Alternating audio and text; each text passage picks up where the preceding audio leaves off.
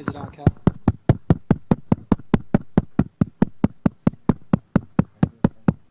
It's not on. What about this one?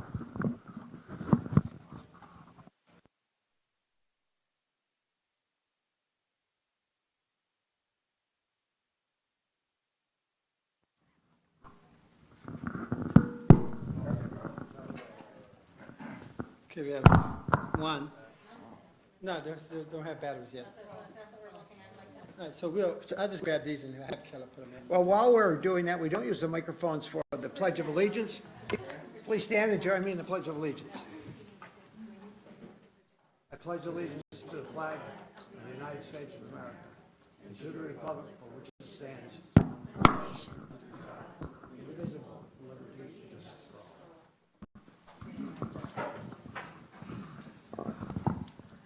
Thank you. We don't have board comments at the beginning of the study sessions anyway, so we will eventually get to microphones. This is a study session meeting designed for the purpose of having administrative updates to the Board of Education. There are no public comments. I'm thinking I should have adopted an agenda, but at study sessions, residents may attend the next scheduled business meeting, September 12th. 2017, or contact the board via boe@shenet.org with any comments or questions. All questions come into the Office of Public Information Officer, shared with the board and/or the president as appropriate. Policy questions concerns are typically answered by the board president. Operational questions concerned are typically addressed by the superintendent or designee.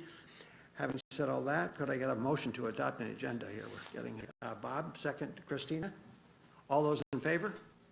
The agenda is adopted, and we'll move directly to superintendent's comments. We have a lot of very interesting presentations tonight. Bill, do you have to say that Todd's under? And Todd, that's right, and our Vice President Todd Gilbert is out of town, so he's excused tonight. So, if you don't mind, can I just borrow this one for a second? I would like to share two different documents with the board.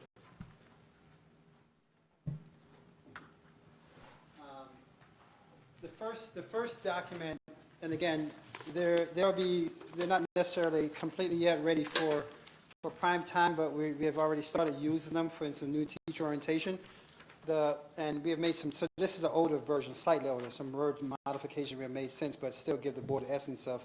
And once the final version is ready, we'll distribute them. So this first one is what we call our goals brochure. And certainly board members who've been on the board for a while knows it. You probably see some very similar things.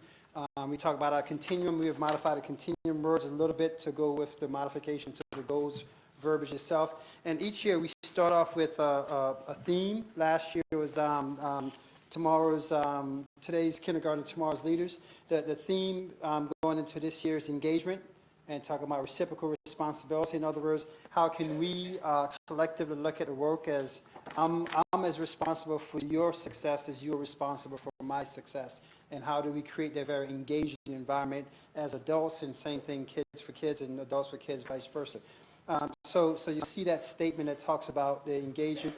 A lot of similar threads from year to year because that's what we want, continuity and thoughts, but yet some emphasis on engagement for the coming year in this Generation Z. How do we really look at things differently? So you'll hear on Superintendent's Conference Day me talk about this theme a little bit more as well, the whole engagement piece of it, and quite a bit.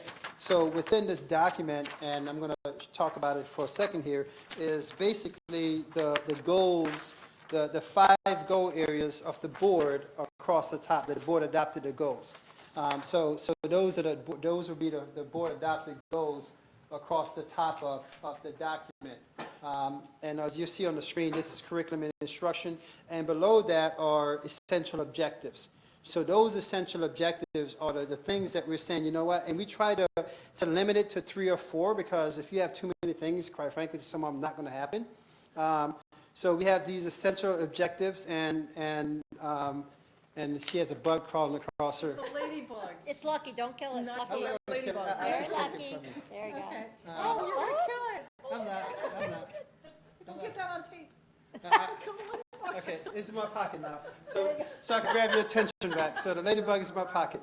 So anyway, we didn't miss a beat on it. Again, make sure you start it. So anyway, so you see the progression of things. So we have the goals, district goals, and every one of our goals talk about how do we, in fact, improve student achievement across the board. Then each year we spend some time administrative talk about some different essential objectives to try to hit these goal areas.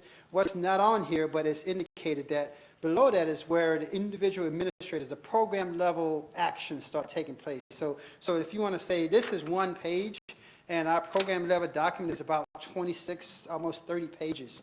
So each below this is every administrator, every level, to talk about what are the other things that they're doing, actions that they're doing to support the essential objectives that ultimately support the goals. So I wanted to share that with you because as we ask the board to adopt the goals, it's important for, I think, for the board and for the public to understand that, yeah, these goals is on these 5 things. It's all the work that comes below it, so to speak. This next document is a nice little one-pager, because the thing that every year we try to figure out, how do we better communicate information out to the public, information out to our staff.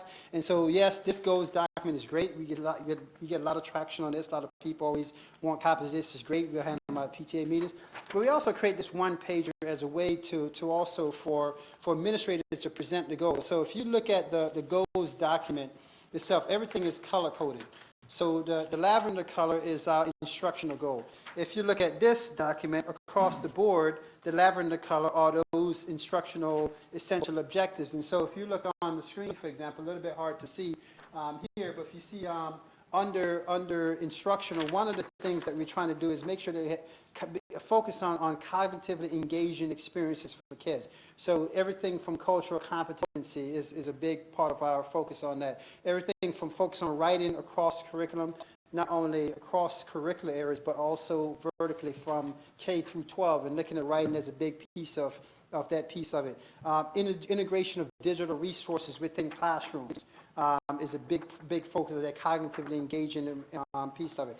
The continued work with homework and grading is a big part of that cognitively engaging piece of it. If you follow across innovative practices, certainly the board knows that we engage in one-to-one movement, and talking about continuing the one-to-one piece of it. The board will be hearing the creation of a integration coach position that I shared in the Friday Bulletin as a way to really make sure that we're hitting the ground level with teachers to change how the learning experience is transformed as a result of integrating technology into classroom. Bolstering academic supports. I've heard many times over, and Mrs. Rajat has been one of the advocates of, how do we really look at some of those kids in the middle and making sure that we have the academic supports, and not because of a particular label, but academic supports, period, to enhance the skills of our students.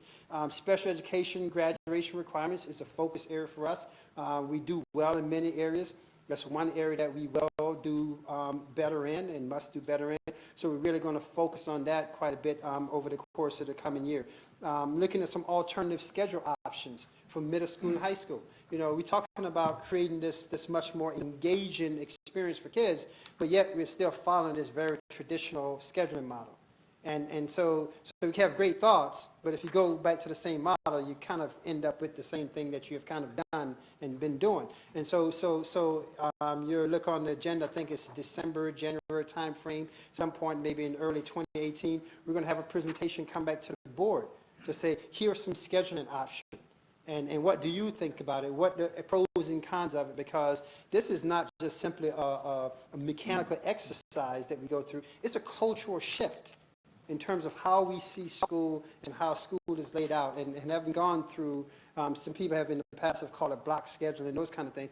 It's a big shift in how the day flows for students, how the day flows for staff, and so there's a lot of implications on those kind of things. So we want to have a very public, if you will, conversation surrounding those kind of things. And we're always looking to expand course offerings. What are the types of courses that we're not offering now that we know can be much more engaging? The board authorized, and Rose Barrow was appointed as the new academic administrator for this integrated facts, business, tech piece of it. Will we see new courses in facts, business, tech in 17, 18? Probably not.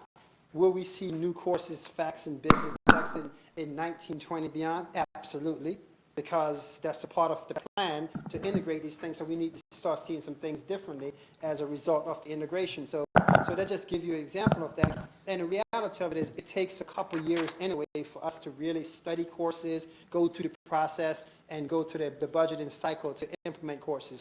So what we're doing and planning now will materialize a year from now, even 2 years from now, because of we go through the very extensive IPAC process to make sure that once we offer a course, it fits into the sequence of things. So those are some of the kind of things we do. Continue focus on data synchronicity. A lot of focus on how we use data as information to drive change. A lot of those things are happening as we move now. Just want to highlight again one of the things that we've been talking about, looking at enrollments and enrollment trends in November. The board will hear when we have our consultant comes in and talk about where's enrollment going, what are enrollment trends, and what do we need to start thinking about planning for it. Does it mean rebalancing? Does it mean they're doing a redistricting and planning for those kind of things? And so those are some of the side on the instructional side that we want to talk about. On the red is our organizational culture goals. And so when you look at organizational culture goals, we're talking about community engagement. Becky Carmen has done a tremendous job as a part of her role to build partnerships. We have partnerships all over the place, from universities to businesses. But on the same note, we have many opportunities that we're still not targeting because we need more people to be engaged in that broader goal. And so how do we get much more of that community engagement? We were just joking a second ago that we'll start cricket in the phys ed unit. Why? Because we're engaging with organizations now who have a different cultural perspective on things, and if we can tap into their expertise, why not tap into their expertise? And so, but we're doing it though in a very systematic way, because sustainability becomes the biggest thing. We don't want to become a faddish organization. We don't want to, we're doing this because it's the newest trend. No. We're doing this because it's something that's sustainable, and we see the long-term viability of those things as we move forward. Certainly, continue to focus on no place for hate. We've been tremendously invested in that over the years, and we've seen tremendous dividends in terms of the environment of schools.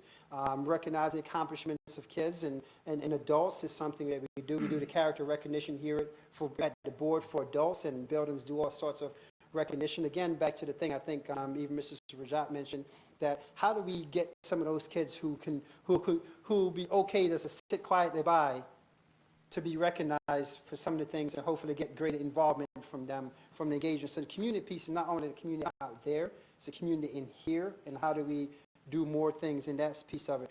Respect and acceptance is a fabric of our system.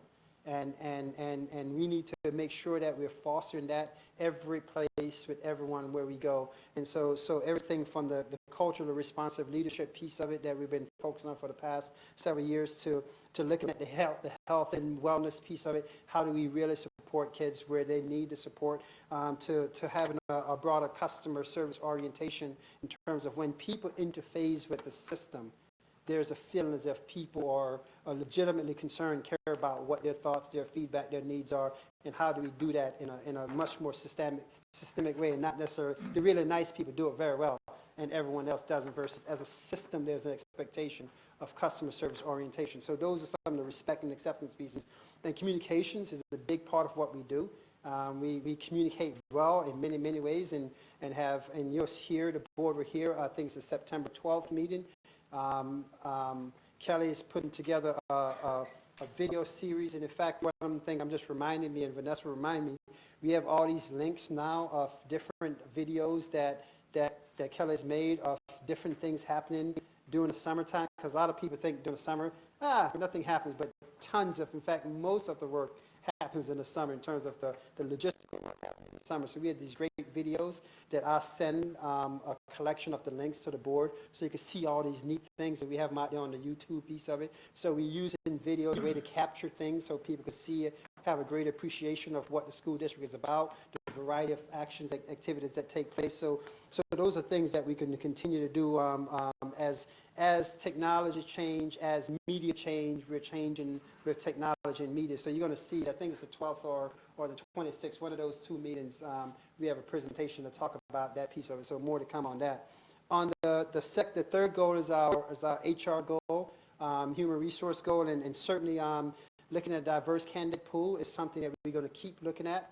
And not only looking at diverse in terms of people with different racial or ethnic backgrounds, but also diversity of experiences that people are bringing to the table.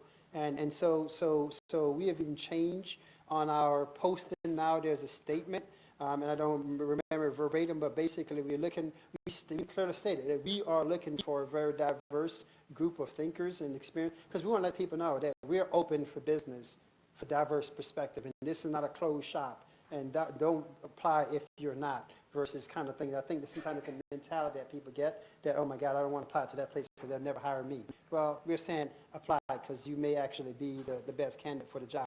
So we're looking at some of those kind of things in terms of how do we look at the recruitment of employees, how do we look at the retention of employees, how do we look to support employees, because it's a necessity for our school population. How do we engage employees is a big part of the thing, because there are many people will be okay with coming to work, going home, coming to work, going home. Okay, that's great, but it's a little bit more than that. It's how and what else do you do to contribute to the larger fabric of it. So we look at the professional development piece of it. How do we expose people to different things to say, oh, wow, I never thought about that. Now I'm excited about doing something different or something additional. So professional development is when I say our, the district's investment in staff. That's our investment in our people to say, we believe in you, so we're going to invest in you to make you better. There's a big planning sequence right now for our non-instructional staff for professional development, and really having some things saying that, you know, if you're an employee of the school district, here's the Shen standard. Here's the Shen standard, and you're going to every year go through certain types of professional development pieces, because we want people to feel valued, but more importantly, we want people to be able to hone their skills and be better employees as a result of some of those kind of things. So that engagement piece is going to be a big part of what we're trying to do as we move forward. And then a success-focused evaluation. Looking at the evaluation process as more than just a routine thing that people go through. And certainly we have gone through the APPPR. The board heard the presentation recently by Dr. Wood on the new evaluation that we have for our related service providers. And so we just don't want these just to be processes people go through, versus having a process is an opportunity to have that success-focused conversation. How can I help you be better? Or here's some things that I see that you're doing very well. Here's some things that you're not doing so well, very well, but we're not stopping the conversation there. How can I help you do those things better? And how can I help you continue to do those things that you're doing well? So having a very success focus, because that's a different kind of conversation versus me just coming in, okay, here's my evaluation, goodbye. No one wants that. So how do we have that process continue to be a very meaningful process and use the information gained to drive change in staff behavior and ultimately in action. So that's going to be a big part of what we're doing. Looking at everything, even from attendance and who's here, who's on time, those kind of things are important, because we always say to kids that, you know, a kid, you need to be present to learn. So, well, employees, you need to be present to contribute. And so looking at some of those kind of things and seeing how those things are working out for us move forward. The last section is focusing on the yellow is our budget goal. So if you look at the brochure, you see our budget goal, and the big part of the goal is fiscal stability. We have been saying it for over a decade now that we want to be able to control our financial destiny as a system, and not having, every time the political winds shift, we are making major shifts with the political winds. And I think we've been very fortunate. The political winds have swirled, and we have kind of leveled, even keeled through those storms and came out on the other side in pretty good shape. And so fiscal stability continue to be a big part of our focus as a system as we move forward. Looking at resources, how we use electronic resources differently to maximize some of the opportunities that we have within the system. So we're certainly looking at that. Looking at alternative funding, and this is not necessarily looking at alternative from an administrative perspective, but also giving staff, teachers, employees permission to be entrepreneurial in their perspective, because there's tons of little small amount of monies out there to do a lot of neat things. And so if you have a great idea and whatever, I mean, we have all these companies always want to give the little mini grants. Do those little neat things. Those are great opportunities to, and oftentimes the little mini things turn into little pilots that we realize, whoa, we want to socialize this into larger initiative. And so we want everyone to think from that entrepreneur perspective in terms of looking at alternative funding.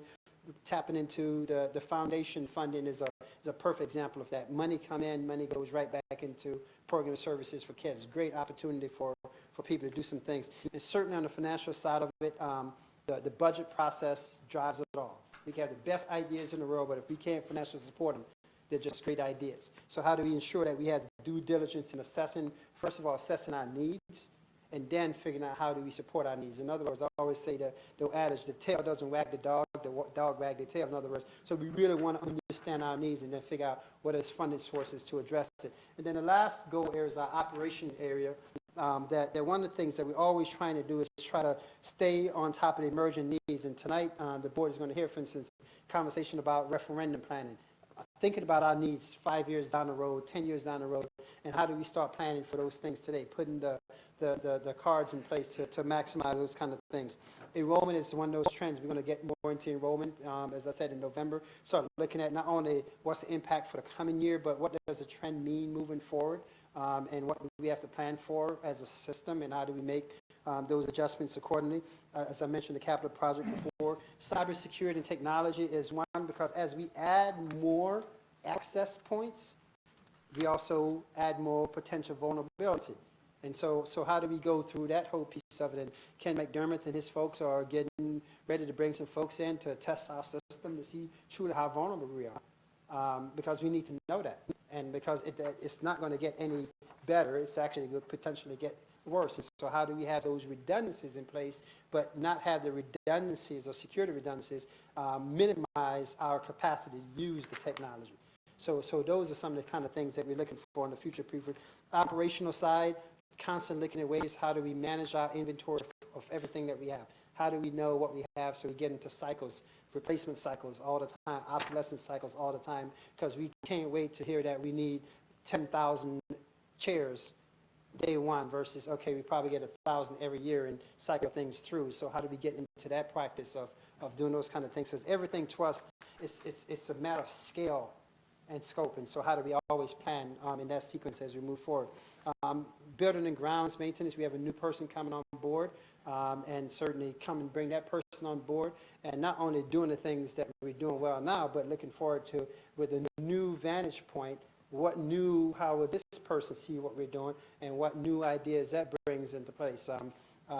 We just invest probably, who knows, a good $500,000 or so in HVAC systems, where we're getting to the point now where, not that I'm going to do it, but we can literally at home control temperature, all these kind of things in different facilities, because this is what technology is allowing us to do now. So how do we, when we had the new energy manager, Dave West's replacement position, when we bring that person on board, we don't want to do only what Dave West was doing. We want to do this because technology allows us now to go a step further and beyond what we were capable of doing over the past several years. So how do we keep looking at those kind of things as we move forward? And then the last piece on this operation piece is safety. Safety is while it's listed last year, it's one of our first priorities. Because at the end of the day, we're always thinking about how do we create the best environment for kids to learn and for our employees to work. And the big part of that is safety. A lot of investment in upgrading our security system. We're moving to swipe cards, and at some point later on, I'll have a presentation come back to the board. And at some point later on, board members, and I'm going to have Joe Bush send out some dates. Board members need to take new ID pictures, because we're going to have new swipe cards that now we're moving to swipe card access. I sent out a correspondence example the other day to high school. Right now, we had the capability in high school to lock the inner door of the little lobby area, and people buzz in. And so we're moving to swipe card, getting away from keys, because keys right now, every time somebody loses a key, we're vulnerable. Versus if someone walks out of here right now and quit, get rid of their access, they're done. There's no more access to their card. Because so we're moving towards those kind of things, moving more video or surveillance, because equipment is better to look at things and look at things. Right now, I can see most buildings from home with video surveillance at different places, which is great. If we have an emergency situation, police need to come in, no longer have to peek through windows. We get cameras in most places and see what's going on aware. So security is a big piece of it as well. So we invest in a lot of money through the SAVE process in security and in security access. And so the ID badge is a perfect example of one of the ways that's going to help us enhance security, but also give us some other features and capabilities as we move forward. So I share that in a nutshell because when you think about the district goals, these aren't just things on a piece of paper. This is who we are as an organization. These are the things that the 1,600 plus full-time equivalent employees of the school district are doing. These are the things that people are doing every day in some form or fashion, doing all the things down here in this program level action piece to help support all these things. So at the end of the year, we don't have to say, oh my God, will this be a good year?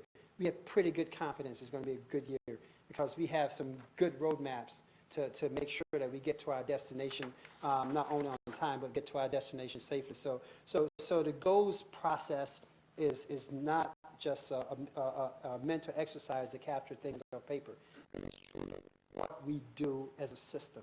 And we had a conversation today, I ended with this at our principals meeting, and I was saying to folks that anyone who wants to just simply say, I'm just going to check off, yes, I did that, we're missing the mark. We're absolutely missing the mark. We do these things because this is who we are as a system. We want to be culturally sensitive. We want to push the envelope on emerging needs. We want to have a safe environment for kids. We want to hire the best people and train them as much as possible can to be as effective as possible. And overall, all those things make Shen a great place for kids to learn and a great place for people to work. So the adoption of the goals to me is not just a simple stamping exercise. It's an affirmation that the things that we're doing are good, and we want to continue doing those good things. So I'll stop there. Any thoughts, questions, concerns, criticism that you may have as a board? I think you summarized it well. This is not a simple sign-off. What I did is I took the goals from 2 years ago, and things we had 2 years ago that were important to us, a lot of those are being integrated into what we're projecting as goals for this year. For example, we had integrating Wi-Fi. Right now, Wi-Fi is like your lights. Yep. You really, it doesn't need to be a goal. It's there. Yep. We had an item in here for implementing applicable local, state, national learning standards. We're doing that, and it's in a small way part of another bigger goal. Yep. Because it's not like the learning standards are there as a negative thing. It really should be a positive thing that we can become diagnostic in our mentality. Are we missing certain questions? Why? Okay, let's go back and figure out why and teach it better. And I think that's coming across. And also the emphasis on engagement. You're pointing out personally meaningful, high level of interest, sufficiently challenging. That wasn't even 2 years ago. Yep. So the engagement's coming across as well as cultural competence and diversity. So, when I talk to people about this, they go, why do we do this? Okay, well, it's clear that you spent the summer working with your direct reports to get all this figured out, and we look forward to the work they're going to be presenting to us throughout the year, as well as goals, like in a partnership meeting. Sometimes if we're not going to talk about anything, look at the set of goals for that school or for that group, and just start talking about what you want to do this year. So all good stuff that we look forward to really sinking our teeth into the rest of the year. Yeah, appreciate it. Dan. Just, Bob, you can always talk about, and we can talk about, that's a great comparison and how we've grown and the positive things that we're doing. I mean, that's a great roadmap for that. So. Any other thoughts? And just one comment, again, the board knows it, but just want to always emphasize it, that when we look at the board presentation calendar, every one of these things beside it talks about which goal does it align with. So not only are you seeing on a regular basis examples of things that are happening to support the goals. So it's one thing for the board to say, yeah, we approve these goals, and we don't hear about them again to the end of the year. That's not the process. You approve these goals, and next board meeting you start hearing about things already, and when you go to liaison, you hear about those kind of things. So I think that's that reciprocal responsibility piece, that we all own it. It's not about any one person. We all own it, because if any one of us change, it shouldn't cause disruption in what we're doing, because there's a collective sense of responsibility to keep those things that are good going. And I think we have that as a system, and part of my role is to always galvanize the community, internal community, and the external community around the things that we're doing and the things that we think that are important. I think we have a pretty good process now, so I appreciate the support of the board. Never, ever want to take that for granted, because I was telling before, I was talking to some colleagues today, I was telling today, and I was talking to some colleagues about some of the stuff that's happening in the summer, and it's shocking some places that don't have, Visa roadmap, a sense of what the year is going to look like, what the next 5 years is going to look like. People just kind of like, hey, school going to open, we won't have enough staff, we're going to have kids in the gym for first 2 or 3 days, and I'm thinking, wow, I'm not sure if that's leadership, but not judging. And I think that what we try to do here is lead, being out there, and knowing that, when we're out there, we do have hiccups, but we'll get through the hiccups. We have failures, but we learn from our failures. And I think that's a confidence that we want to have in the system, that everyone has that same sense of confidence, the same sense of responsibility. So again, I want to thank you very much for your support of the goals as well. I just wanted to mention, this is a document that is, the back page, the profile of a Shen student probably hasn't changed as much, Bob, as the other changes, except that's why this is important. When we were doing the summer school graduation the other night, those kids, it took them an extra 6 or 7 weeks to get there, but there are standards that we've created for, this is what we want to come out of the system. And it doesn't happen willy-nilly. Yep. And I'm always impressed here on not only what we're doing, but the terms like future proofing. It's not just take a snapshot here. Where are we going? And there's a roadmap, and we're working our way there, and we're changing. Engagement's a big thing, and we're going to see that word over and over again. But I think we're doing the right thing. I mean, it shows in the results of what outside people view us, but it gives us the dignity to know that we're doing the right thing. We're doing everything we can to get these kids through. Yep, appreciate that. So And we thank you. will have, when we move to action items, we will be asking the board to approve the district goals. So thank you very much. And Kathy, Mrs. Wetmore.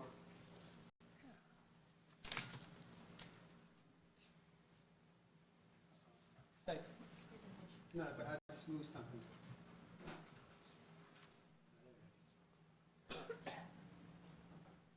You guys can't trust me with technology. So I apologize because I don't think this link was correct up until maybe an hour ago or so. It showed the same narrative that you had been given before in the informational documents. But this is kind of like in the one-pager nutshell sort of picture of where we ended up with our year-end financials. These are unaudited, just to remind you. We don't get our final audit report till September. With our expenditures, we came in at about 97.74% expended, which is really good. We usually try to hit a target of 97%, so we did pretty well there. As usual, when we have savings, a lot of it tends to be due to salary and benefits. Those are our largest expenditures, so those are the biggest categories that we end up having savings. I think you saw in your narrative, we had again a number of retirements, resignations, and leaves of absence in each of the categories. Administratively, we were right on target, but we did have a leave of absence and a substitute that came in for maternity leave this year. So the savings really were in the other two buckets, being instructional and non-instructional. And when there's savings in salaries, it tends to be a savings in benefits because Social Security and retirement are based on salaries that are expended. Kathy, just so for magnitude sake, because we say retirement, resignations, those are terms, but numbers-wise, you're talking about 22 retirements, 27 resignations, 56 leave of absence. So we're talking about significant numbers. And so you got to think about it. If someone retire at salary X plus 1, and we're bringing someone at salary F, that differential becomes that difference. And sometimes people say, well, why can't you guys plan that? Well, we can't plan people's lives. I only share that because that's sometimes the comments that we hear back from those kind of things. And so we know that there's always going to be ebbs and flows in staffing, but to predict exactly what the ebbs and flows are, we can't. And so, however, when we have position vacancies, we pause to say, okay, do we do it the same way? Do we do it differently? Do we use the opportunity to do some things? And so part of that too is, do we look for savings opportunities? Because big part of this is whatever we end with helps starts the next year. And so there's always that long-term view when we see these opportunities as well. So I think it's just important for, certainly for the board, but for the public to know that that's a very strategic process we go through. Even when we hire people, we budget around step 4, but the reality of it is we hire some people at step 12, some people at step 1, and then between the combination of those factors, the combination of retirees, resignation all the time, things kind of net out. And do it over a long period of time, you kind of have some sense of you come out on the positive net side of the equation. And so those are the big picture pieces that we can't in February of the year before predict what's going to be in August of the following year, just to the exact piece of it. But we can have some sense of the process should net out a positive. And that's what you're hearing tonight. So I just want to make sure I kind of put some context with that piece for the board. The other piece I was going to mention about not being able to estimate is that with leaves of absence, sometimes they are paid leaves of absence and sometimes they are not, depending on whether it's a sick leave type of absence. So in some cases, we're paying both the person who's out and the substitute, but in many other cases, we're only paying the substitute. So very difficult to predict from year to year where that's going to be. Although we always seem to manage to have, 40 or 50 maternity leaves. Every year, it seems. That's kind of been our average lately. The other area that we had some savings this year besides salary and benefits is in our contractual expenses. And the two big items there, one was utilities. We had about $500,000 in savings. But the other one that I wanted to mention was general liability insurance. We saved about $173,000, and that's because we did an RFP last year. So for July 1 of 2016, we had significant savings in our general liability insurance. Bless you. It ended up, we remained with Utica National, but we find when we do an RFP, they sharpen their pencil a little more for us. So. And again, just for context, $173,000 is a lot of money. Small percentage of what we're paying for that particular line, but still, that 1% or 5% or whatever, still a sizable savings when it accumulate over time. And so when we put it in the context of $169 million, you start looking at those kind of things. We always say if we could squeeze 1% here, 1% there, you'd be quickly how much you turn that into several $1 million over the course of the year. And that's what you kind of get here. When we end the year, I think it's like 4-point-something million. It's a little bit here, a little bit there, a little bit there, and it all adds up in the end. But none of it individually means a lot. But when you put them together, we have a pretty sizable transition over for fund balance purposes as well. Just want to comment on the utility piece because in the energy manager piece I mentioned before, kudos to Dave West on his way out. He did a hell of a job. He did it such a way he's the only person who understood what he did. But that's a whole different conversation. And however, we're looking to bring someone on board to take us to a level where we're maximizing even more so the electronic nature of utilities because our plants are always being used, facilities are always being used, but how do we make sure we keep using facilities smarter? And because when we save costs here, it gives us opportunity to do someplace else and do something someplace else. And so we invested in a new HVAC system, and I would say what we invested, we are already recouping quite a bit of savings as a result of doing some of those kind of things. And so that's always the forward-thinking piece that we have to do. How does the investment help add value, either immediately short-term or long-term? And so that's what you're hearing for some of these things here. Yeah, that position has definitely paid off, the energy management person. Looking on to the revenue side, we actually received just over 100% of our revenues. And our tax levy remained right about the same as what we budgeted. In state aid, I think we received an additional $300,000 to $400,000. That's because our state aids tend to be expenditure-based, so the more we spend, the more aid we get, the less we spend, the less we get. So in those various categories, they could be up or down depending on our spending in those areas. And other revenue items, there's just a variety of things there that miscellaneous things like tuitions and that kind of thing. No one thing in particular, but a lot of smaller things there.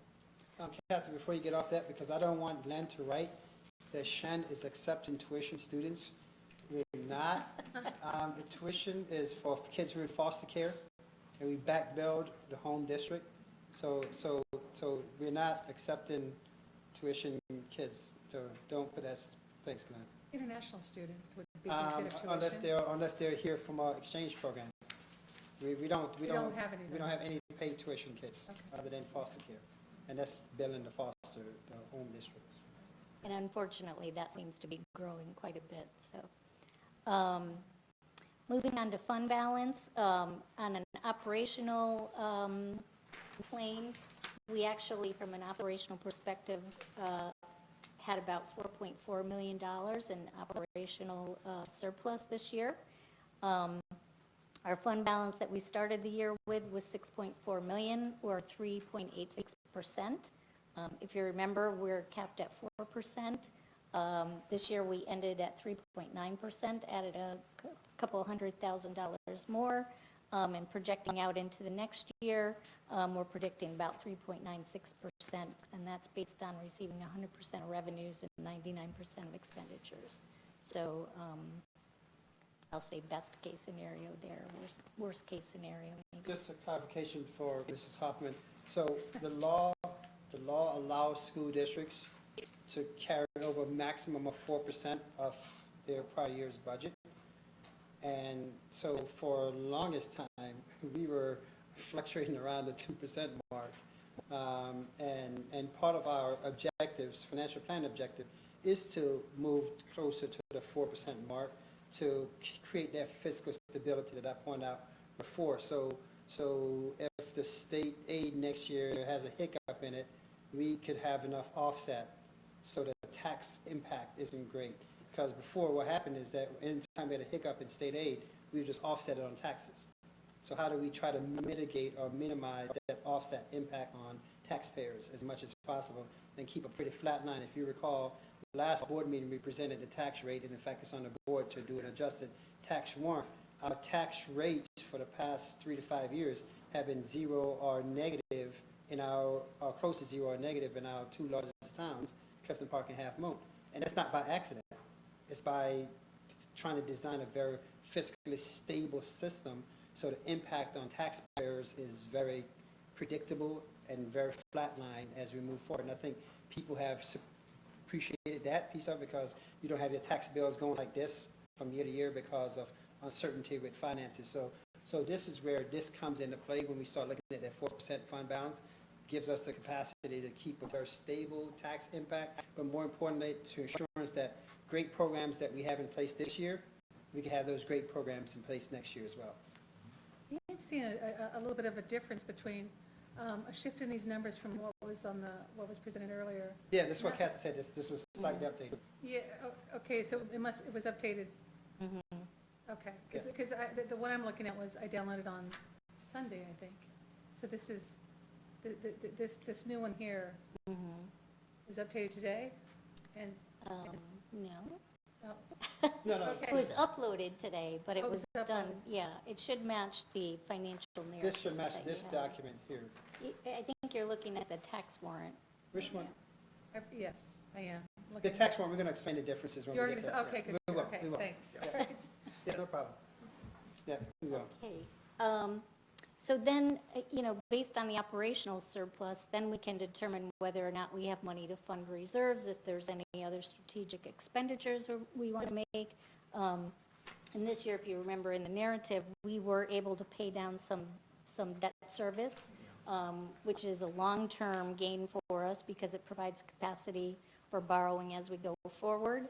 and we save interest payments, et cetera. So that's probably one of the first places we go when we have excess surplus for the year. And in addition, as you know, we always reappropriate the 1.5 million for the next year's budget. And then we look at all of the various reserves that we have.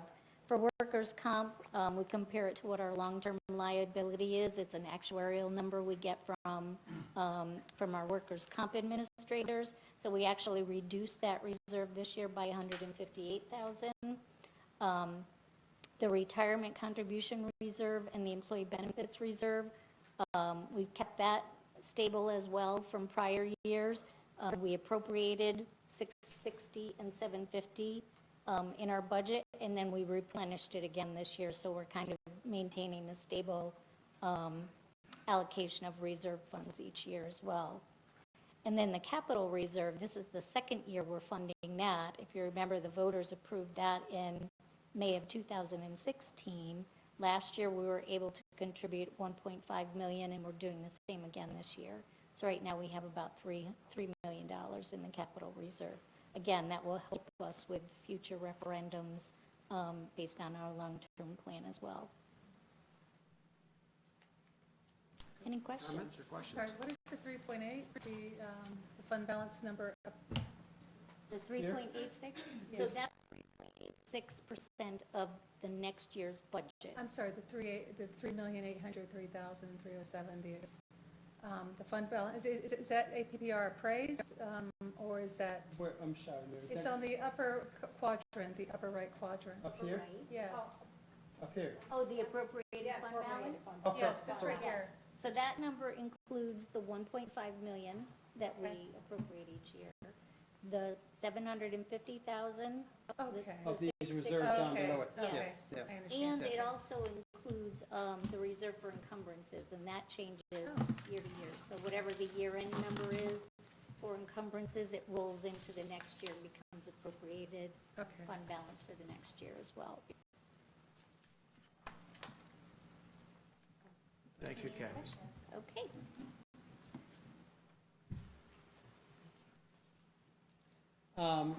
One of the things that the board asked about, and we pushed off the presentation of 3 through 8 scores till we finally got the data, and we just That was today? recent, yeah. They're just public release today, they were embargoed until this point, and so the timing was good because we could do it tonight. Mr. Mid also, so we won't necessarily walk through all the details of that, to be quite frank with you, but we'll walk through enough so you have some sense of some of the growth. But the board also has some curiosities surrounding opt-out numbers, and so we'll walk through some sense of what's the refusal. Use the right word. Test refusal, not opt-out. So you'll walk through this. Bob, you want this? So we'll start off with the Regents exams review. We'll look at the New York State testing program review, and then we'll go over the refusals.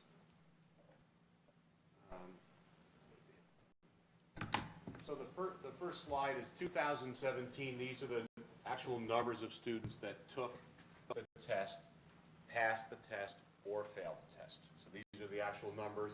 I give you this information because when you just look at percents, everything's going to be based on 100%. This way you can actually see the numbers of students that take tests. So for example, your Common Core ELA, there were over 700 students that took that test, but with physics, you're closer to around 480, 490. So they're not all the same numbers of students taking the exams as we go through. So you can see by the green color, those are the students that were successful in passing, and the orangish color is the number of failures. So that's an actual number of failures. So before Bob goes, you want to show the percentage point of geometry, Bob? Yep, that's This is one of right there. So right now, geometry, the state of New York has a huge problem. They, first 2 years ago was what, Algebra 1, that they really screwed up royally, the assessment several times over. Geometry right now is the one exam that schools across the state cry and foul play on because, as you see here, significant, the larger number of students who took that exam and weren't as successful. And so the state's looking at that very closely to see what's going on. And they've had some hiccups in math assessments over the past several years. And so I point that geometry out because I guarantee if you look at other schools, you're going to see the geometry failure is significantly larger from prior year, but particularly compared to other assessments. And so that's an issue right now. Was it adjusted after you know how the assistant went out over the summer about the geometry adjustment that they had to make? Yep, So yep. this does reflect that? Yeah. And It doesn't? It does. It's not, Okay. it's not a good situation. Okay. Not a good situation. I just point out to the board because in case you wonder, whoa, what's happening with that?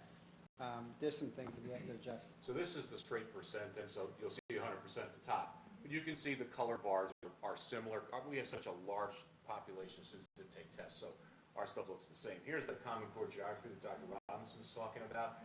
It's actually, we decreased from the prior year about 2%. So given the issues that the state had with the test, it wasn't that large of a drop for us, but it's still a significant number of students. We have 10 exams that we administered. We increased in 5 of them. Global Studies had a 3% increase, and Physics actually had a 6% passing rate increase from the prior year. We had 2 that were basically flat. They didn't grow, they didn't lose. And then we had 3 that actually dropped. U.S. History and Government is usually about 94%, 95%. It dropped a little bit this time. And of course, the geometry one that we mentioned dropped 2 percentage points in passing. But out of the 10 exams, we increased in 5. And the 2 that are even are pretty close. I mean, like I counted biology as or I should say living environment, as one that we decreased in. We went from 98% to 97.83%. So I'll call it a decrease, but it's minimal. And- Just a quick question. Yep. Like, over the years, because you're comparing, compare last year, we've seen some increase in success, which is great. But typically, the geometry, and I know global's unfair for a Global lot of Studies came students, into too. being It's in a two-year kind of thing, right? 1988. It was first administered. Yeah. It has always been the one that's had the lowest results, Right. turned back across the state historically. And it's gotten better over the years. You can see it's better than geometry. Geometry is the last of the math Common Cores to drop in. So we'll see that. I mean, we do, if you look at our district dashboard, we have these percentages over a 5-year look. So if we've had an exam for 5 years, you get a 5-year view. If we've had it for 3 years, you only get a 3-year view. But so. And so when was geometry dropped in? 2 years ago. Yeah, I was going to say 2 years ago, I think it was. Okay, This is the second year of the Everybody Common had Core. taken. Okay, yeah. And so it's dropped over last year? This is third year? Dropped 2% from Over last year, Okay. wow. And last year was the first year it was rolled out. Global Studies is still a 2-year exam. Still 2-year. There's Thanks, talk that's about that what's so changing, hard. but That's what's You so know. hard. That's another problem. That's what I was saying, that Right. 2-year, a lot of kids struggle with that. I just gave you, this is the colors are different, just so I want to draw your attention to it. This is the 2016 totals. It says it at the top on your stuff, but that's just so you can kind of look at it and see what I was referring to.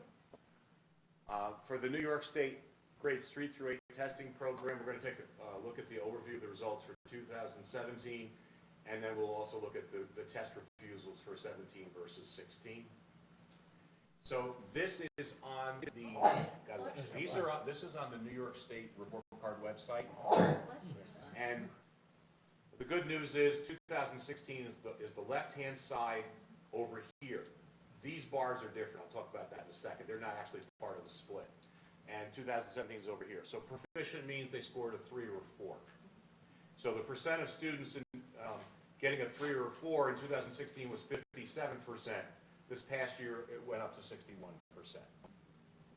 The other thing that you'll see too is when we start talking about some of the other numbers is we've actually increased the number of students that were taking the test, even though we had a diminished population because of the class sizes getting smaller at the middle school and going to high school.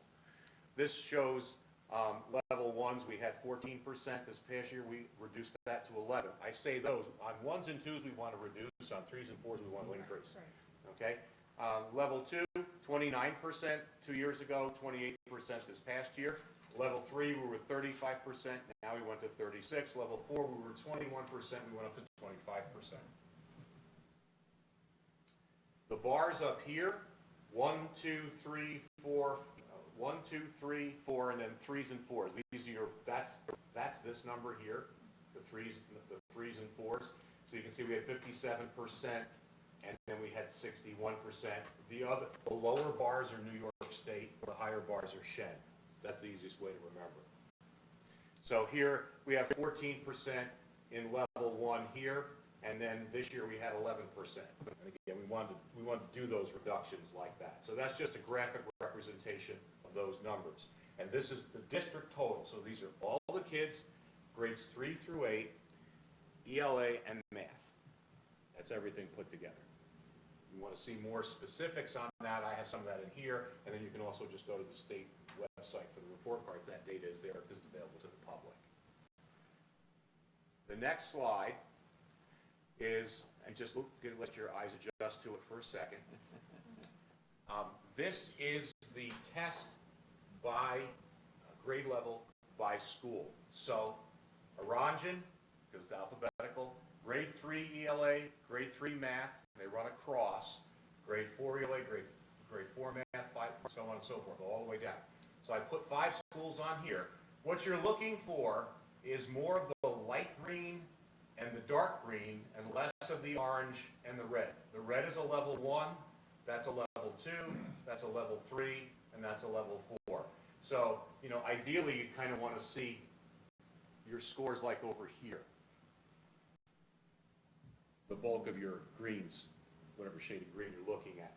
Now, I will tell you that a challenge for the elementary schools was 5th grade ELA. If you look at 5th grade ELA in each of the schools, you'll see that is, the bars may move, but it's still the greatest challenge for each of the schools, was 5th grade ELA. Let's look at the last 3 schools alphabetically.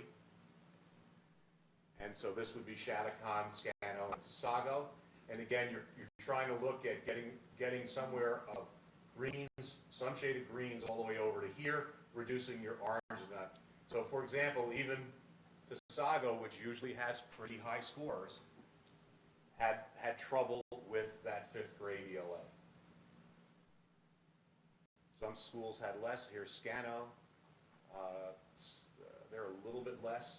5th grade math, you can see in many of the schools, was nowhere near as difficult for the students, depending on the school that's there. Now the middle schools, their greatest challenge, and I'm just going to point it out, it's not really a challenge, but I'll call it a challenge. Their greatest challenge is 8th grade math, and I think Mr. DeLallo picked this up last year, and he goes, how come you got so few 4s in 8th grade math? Because there's acceleration and the kids are taking the Regents exam, so they're not taking the New York State test. Their 3s and 4s are in the Regents scores. So that's why you see, like 3-point-something% 8th grade math in Gowanna and about 8 there and 12 in Coda. There's less 4s there because those students are accelerating and they're not taking the 8th grade math test, they're taking the New York State Regents exams. So that's why that number's down.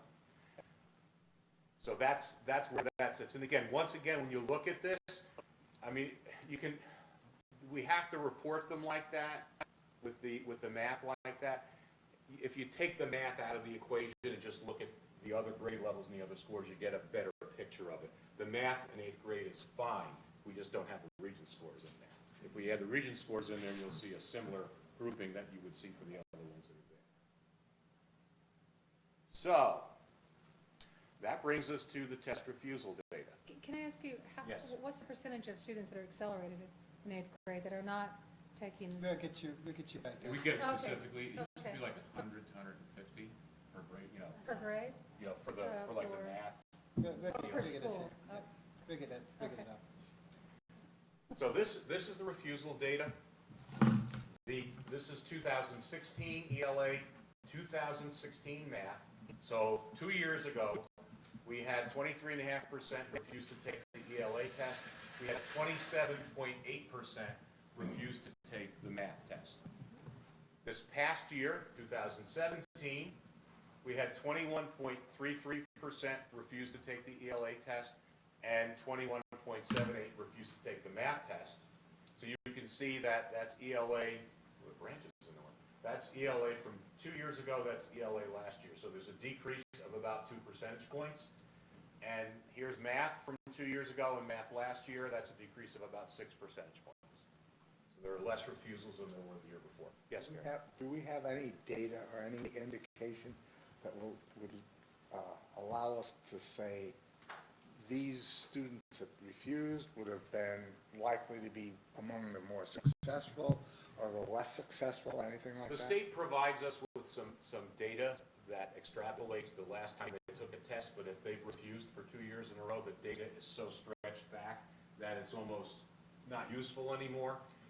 They did that the first or second year that the refusals became popular in the state. They gave us, well, these kids got this last year, if they'd taken it, they would have got this year. But some of the students that refused this year refused last year. And some of them actually were 3-year refusals. The other thing that you'll see when you look at some of this, well, you won't see it because I haven't put it here, but I can tell you, the refusal levels are greater at the middle school in grade 6, 7, and 8 than they are in the elementary school. And actually for us, they go up as the grade levels go up. So grade 3 has the fewest level of refusals. Grade 4 has the next highest. Grade 5, grade 6, grade 7, and grade 8 having the most. This gives you the actual numbers of students. This is our testable population here for ELA 2016. This is the number of students that we tested. There's the refusals, which was almost 1,100 refusals in ELA. If you go to ELA 2017, there's the number of eligible students that we could test. There's the ones who were tested. The refusals were 974. There's slightly less students, and again, remember that as the grade levels are going up, the large middle school classes are now moving into the high schools, so there's going to be a drop. Even if elementary sizes increase a little bit, they're not offsetting those larger losses. Here's your math. 4,600 students possibly tested, grades 3 through 8. 3,346 were tested. We had almost 1,300 refusals 2 years ago in math. Now this year we have 4,421 total number to be tested. We had 3,458 tested. We had 963 refusals.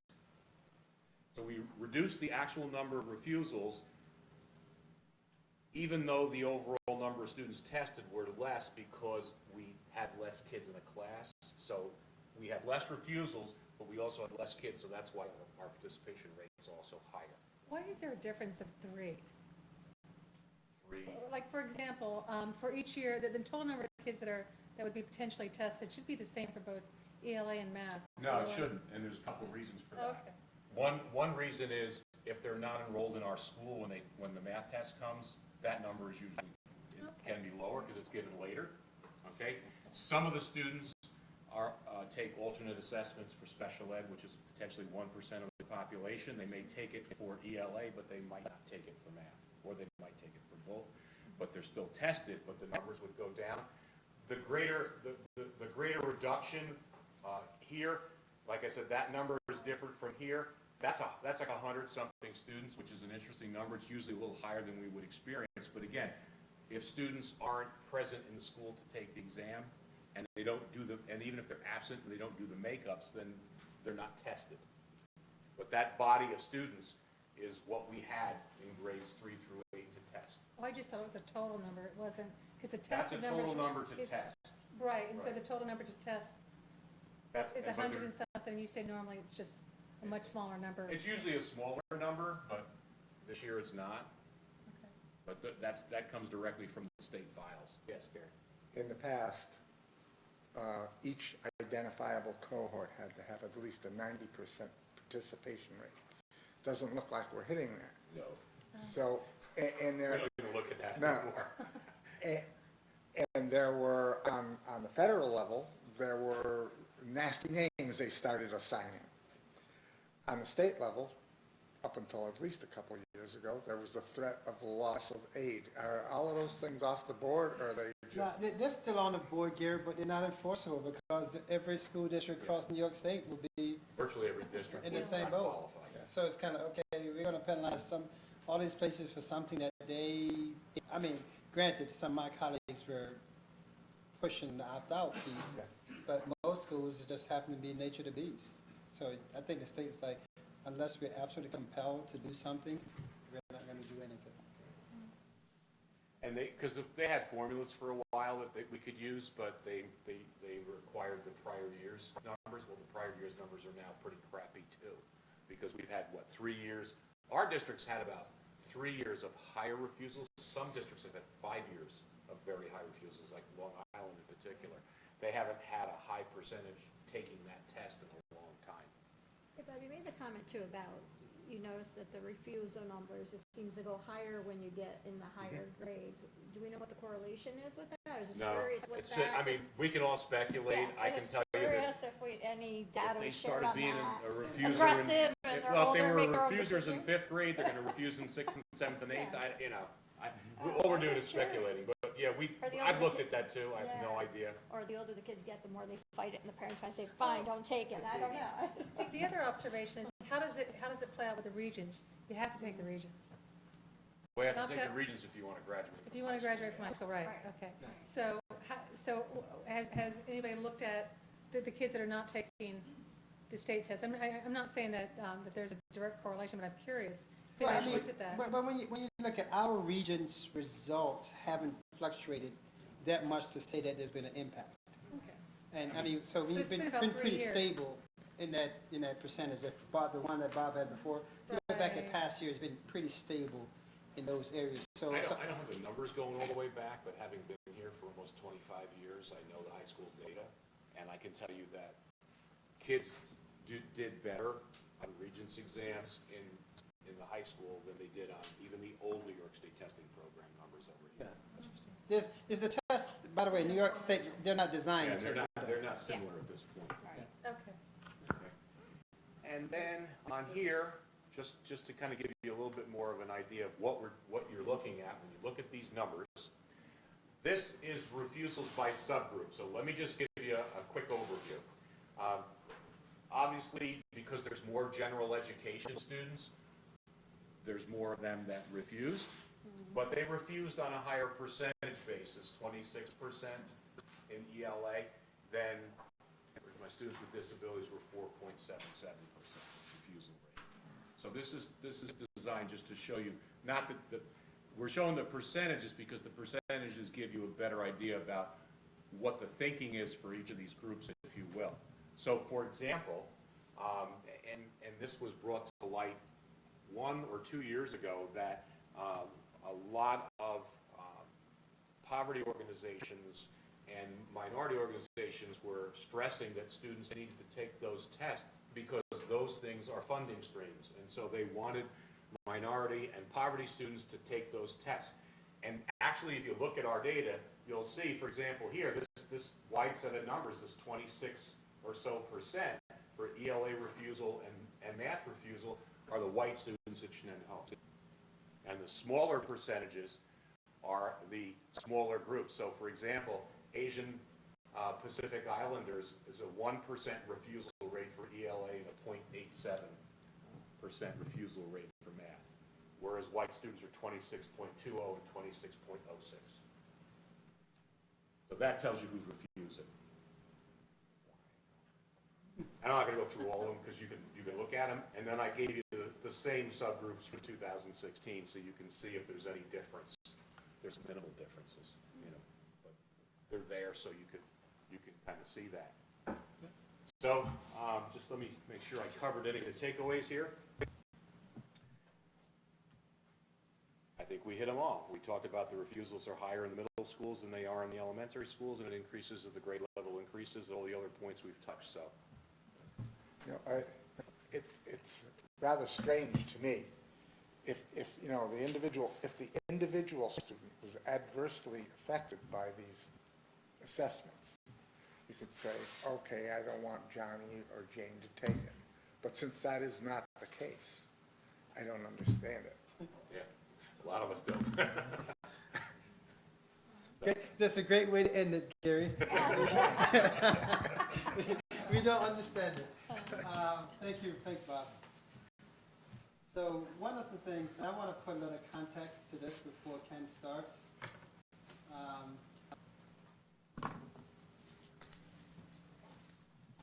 So later on, after this presentation, here, Ken, you'll hear me talk about capital project. However, several years ago, in kind of provided data, the governor of the state did a Smart School Bond Act, and we've been sitting on it deliberately, sitting on it, not doing anything, because we just didn't want to use money on things that are short-term and quite frankly frivolous, versus investing in things that have long-term value for us as a system, and quite frankly, which would be better use of the money that the state's going to borrow to pay.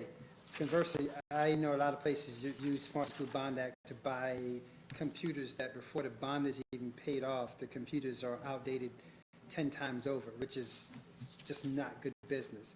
So I share that with you because we've been deliberately sitting on this, and we'll sit on this still moving forward for another 18 months or so before we really execute it, because we want to make sure that we really get a real bang for the buck and something that's going to enhance our infrastructure in a way that we can sustain it moving forward, because it's consistent with some of the things that we're doing already.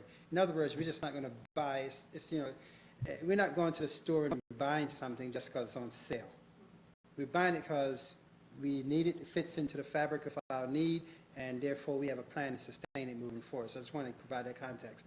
So this presentation from Ken is a explanation of how this works, because later on when I do the capital project piece, you're going to hear me make a reference to Smart School Bond Act, and now you have some context of what I mean by that. Thank you. Yeah, in fact, when the Smart Schools Bond Act first got approved in 2014, there was a lot of skepticism because of what Dr. Robinson just said. Schools are going to rush out and buy a bunch of technology, mobile devices, things like that are going to be obsolete before the bonds are paid off. But the more you look into it, the Smart Schools Bond Act is really a pretty holistic way for schools to modernize. And I'm going to talk about the 6 different categories of areas where you can use Smart Schools bond money, And when you look at it that way, and as Dr. Robinson said, when you tie that into what we're looking at for some of these capital projects and how we can supplement that work with the Smart Schools Bond Act, makes a lot more sense.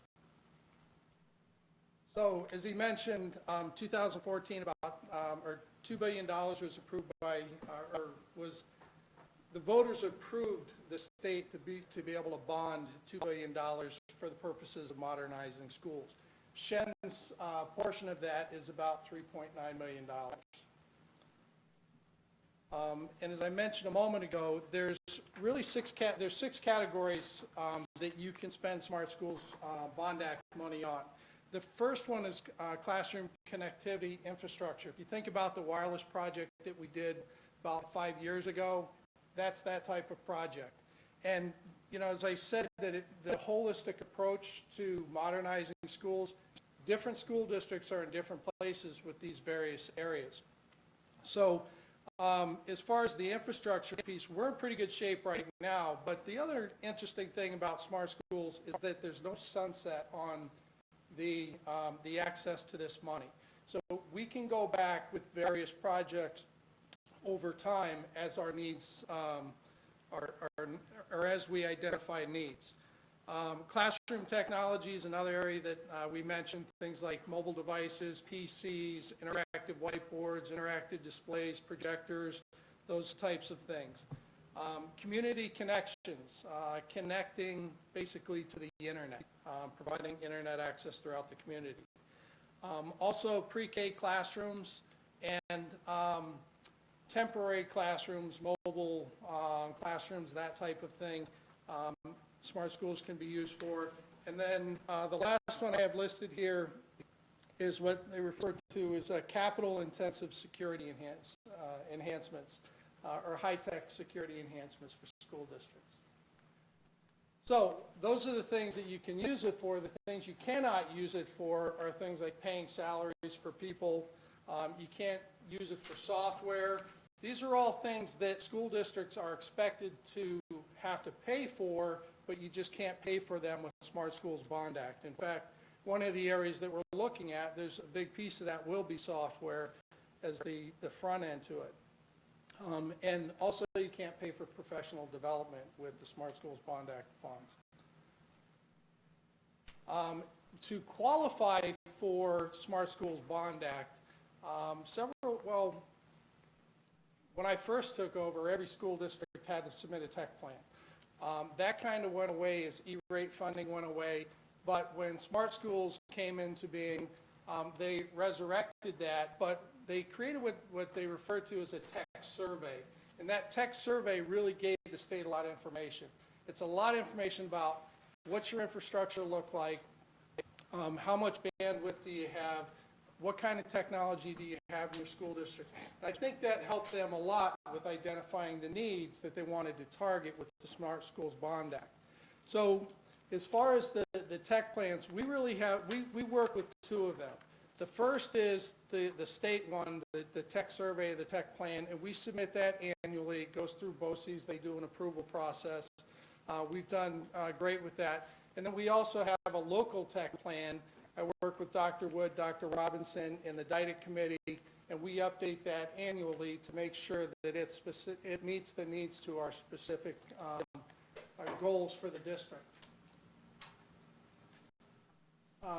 So I'm not going to spend a lot of time here because I'm going to kind of flesh this out a little bit, but there's really kind of the access to the Smart Schools Bond Act can kind of go through a streamlined process or a much more in-depth process. And as you know, getting something through that has a building permit attached to it, like the library project, takes an immense amount of time. So I'll kind of come back to some of these things here. Okay, as I mentioned, the instructional technology is one area that you can use Smart Schools Bond Act for. In looking at this to identify things that might be potentials for us to invest in here, I'm thinking, along the lines of the capital project that Dr. Robinson is going to discuss about revamping, say, some of the technology and science areas. May be a good opportunity for us to look at how we can modernize those with the instructional technology that would go in there. Also, things that have a longer shelf life, interactive panels, things like that, we currently use interactive whiteboards. Those are getting a little long in the tooth, and we're looking for what the next iteration is going to be for that. This is probably the area that I think we've looked at probably the most, and this is the security enhancements for the school district. As you know, we have our 5-year building plan, and we have our projects that everybody wants to get to, but it's really, really difficult to get to because the list is so long. A couple areas that we really need to address, and otherwise it would be certainly a capital project, are updating our phone system and our PA systems. Looking at solutions where we could integrate both the phone system, a PA system, to add the capacity to be able to do to have a system that you can do notifications, announcements to one building, to all the buildings. You can have canned announcements, like if we had an event where we had to do a lockdown, lockout, shelter in place or something like that. You don't have somebody frantic on the phone trying to recite it, those types of things. So looking at this as a potential project for what we might include within a Smart Schools Bond Act project. Another interesting thing about this one is that, as I mentioned, there's projects that could go through more streamlined, and then there's projects that would get held up. Something like this could potentially go through in a streamlined fashion because we already have all the wiring infrastructure with our network. All of this type of stuff rides on our network. If we're not doing cabling projects where we're going to SCD for approval for something like that, this is something that could go through a streamlined process and we can do sooner than later.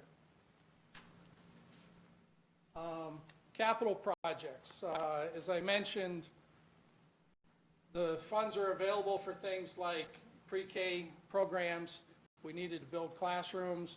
If we were looking to do away with some temporary classrooms or mobile buildings that we've used for what should be temporary situations. This is where the talking about the 5-year plan and this capital project that's coming out, looking at how we can dovetail those things so that one of the areas that I'm looking at is if we go to an IP-based phone system, we need to have generator backup that can keep our network up during a power outage so that we sustain our phone system.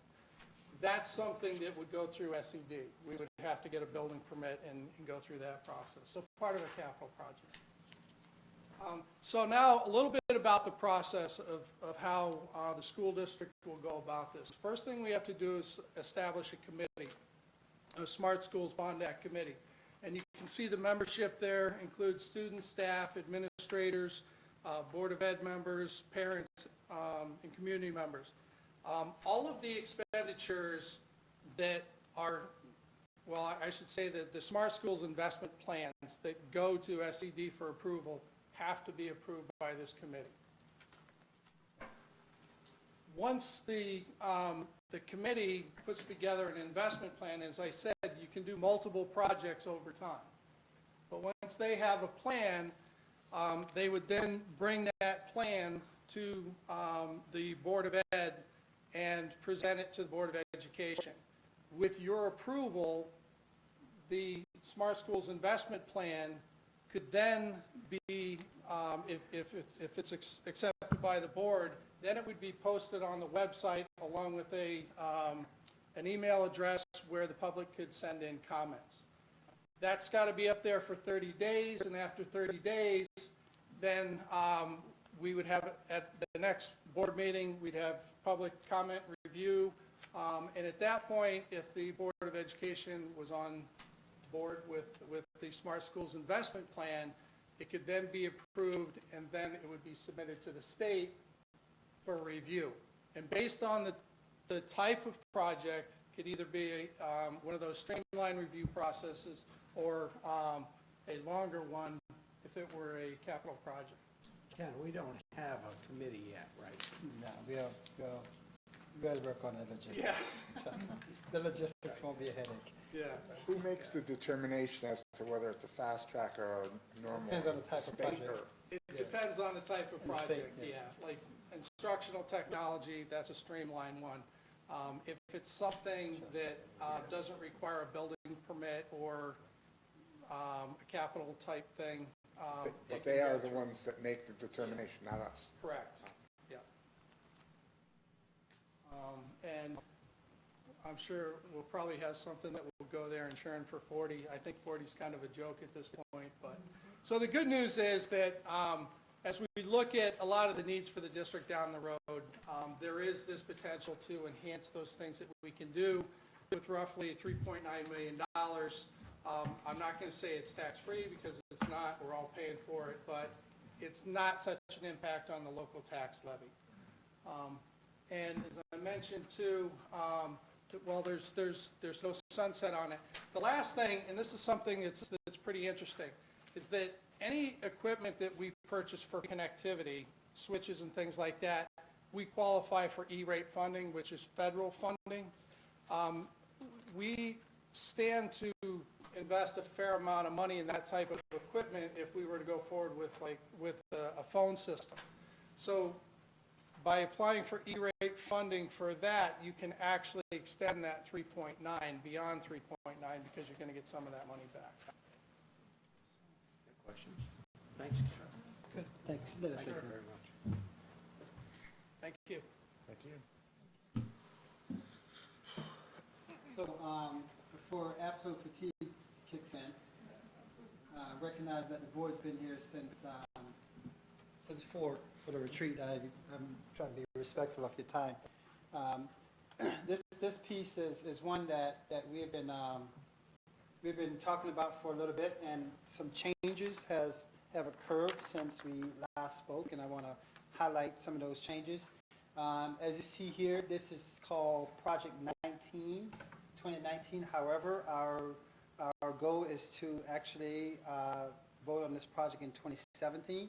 And the reason why, as we sit now, the project that we approved in 2016, we probably won't start any construction until 2018.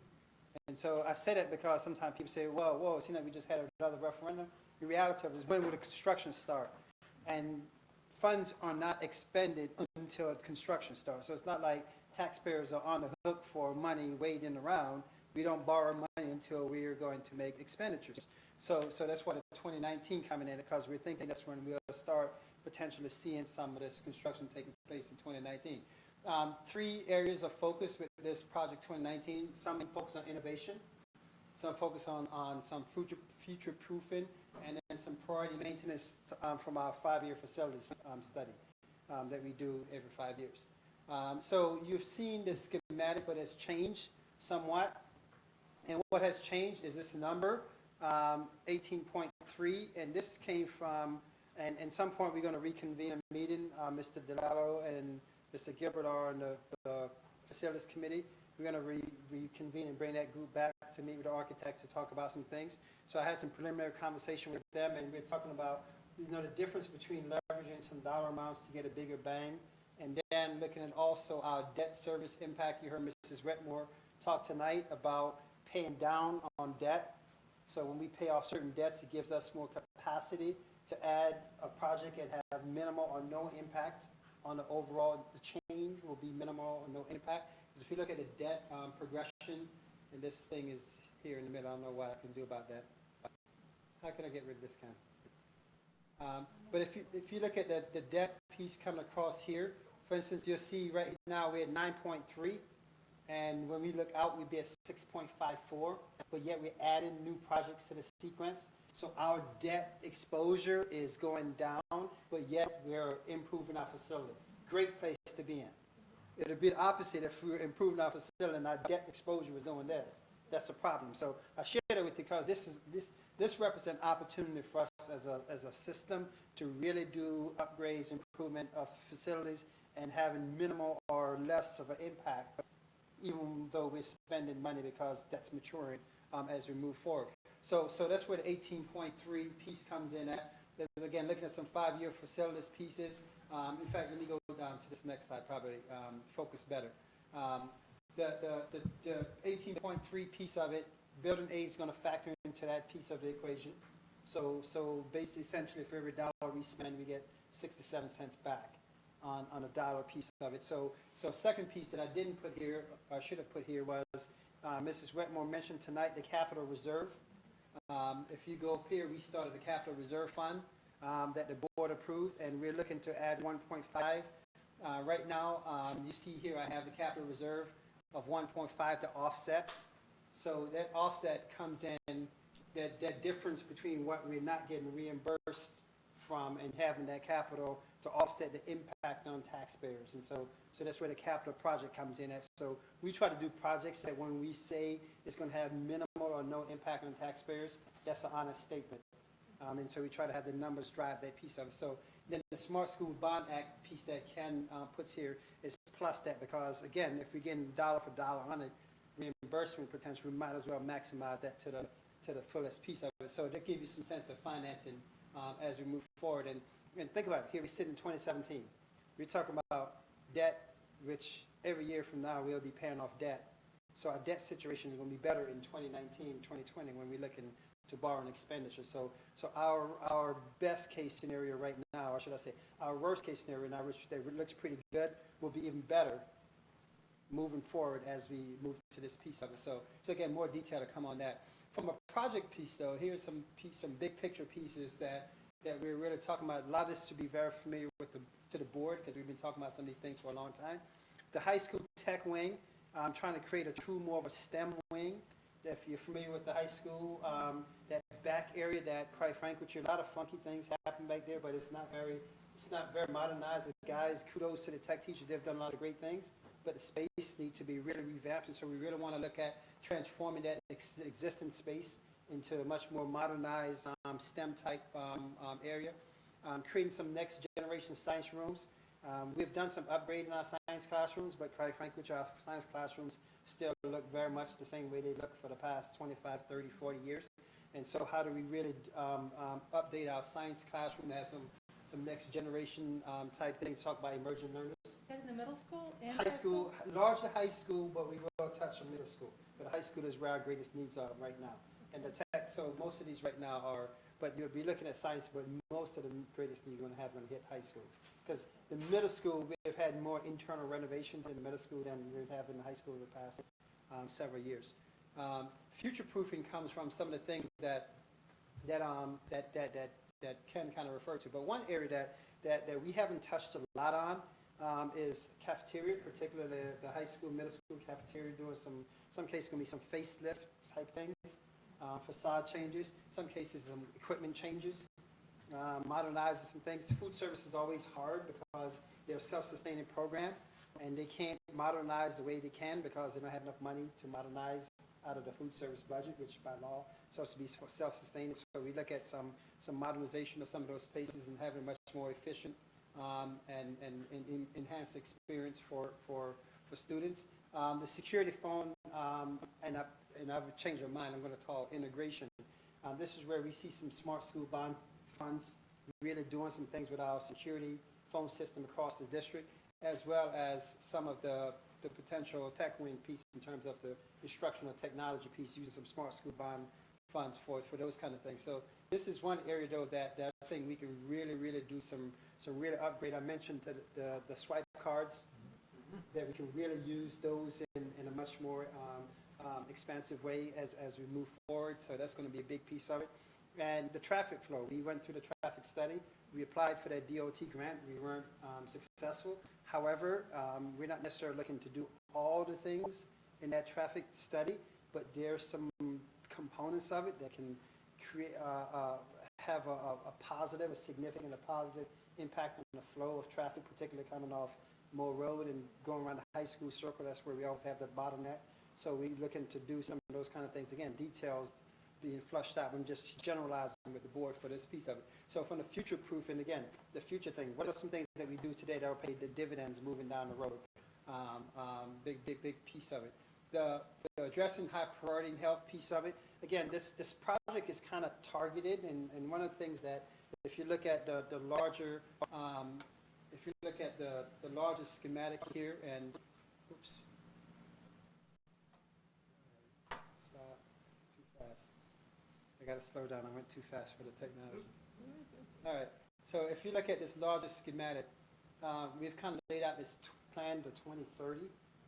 And looking at construction. So as I said, this project is going to have construction that's going to span from 2017 through 2019.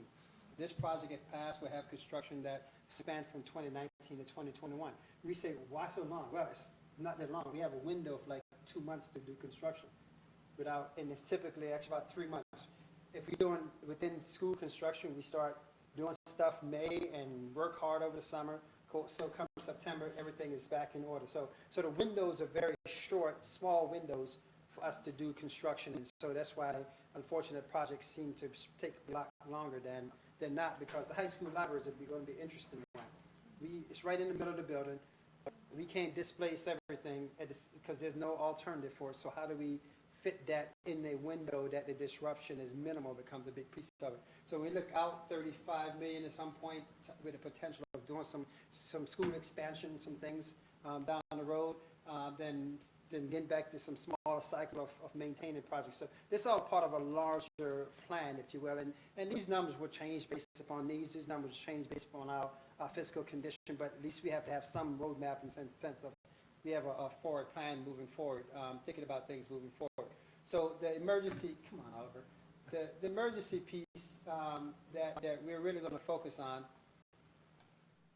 in this one is going to be somewhat limited to looking at some emergency generation power, largely looking at some capacity at the bus garage, not to power the entire bus garage, but to power up certain things, like, the dispatch area, those areas that when we had a couple weeks ago, power outage, buses on the road, we can't communicate with buses. So those kinds of things, how do we strategically shore up some of those areas as we move forward? Big issue we've had at the bus garage for a long time. When we repair our buses, we paint them ourselves, and we have to replace that paint booth, which is something we don't want to go down the road if we don't have to, but it's on the horizon, it's something we're going to have to do, so if it's on the horizon, it's a safety-sensitive thing that we have to do out there, and paving is always going to be something. Anytime we get a chance to pave something or fix your roof, we're going to do those two things, because those are ongoing all the time for us as a system. So from a referendum timeline, it's interesting because initially the thought was to try to do something in November until we contacted the Board of Elections, and they said there's no way you guys could have a vote in November because all the voting machines are going to be tied up. And so, okay, we respect that. It's like after the week after Thanksgiving, they'll be free. Okay, let's have a vote that Monday after Thanksgiving. Just kidding. So we're looking at if we shift the timeline to a beginning of December, and tell you the timeline gets the month that time it gets here because of weather factors, and we don't want to get into the holidays because then we get accused of having a referendum around holidays and all the drama that goes with that, political drama that goes with those kind of things. If we go beyond January, February, weather becomes a huge issue, and at that point we might as well just wait for a May vote. So the thinking right now is hopefully first week of December will still be mild weather-wise, and people don't think that we're trying to pigeonhole an election around holidays. We're always going to get some criticism, but that's a time frame that could effectively work. We simply can't do it in October because of logistics and preparation. We're simply not ready to do anything in October. So the thought is if we're looking at a December special referendum, which would tie with a potential sale of the property, so it's kind of contingent with those two things, having the board adopt some kind of proposition in October.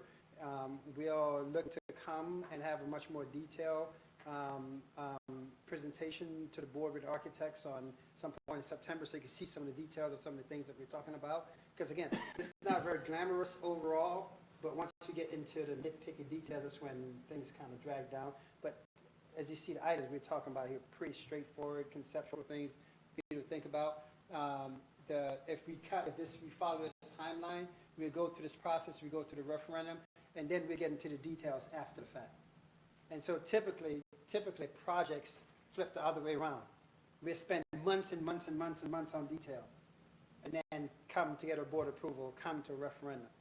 Because we're trying to maximize the time frame of getting things through, we do the broad general concept, and then we get into the specific designs plan. And so architects will spend some time doing that, submission to SED, some bid notices, assume that SED approve it, how the time frame will work for bids, and here we are, April of 2019, potentially doing construction. So I share that with you because, people say, why does it take that long? Because it simply does.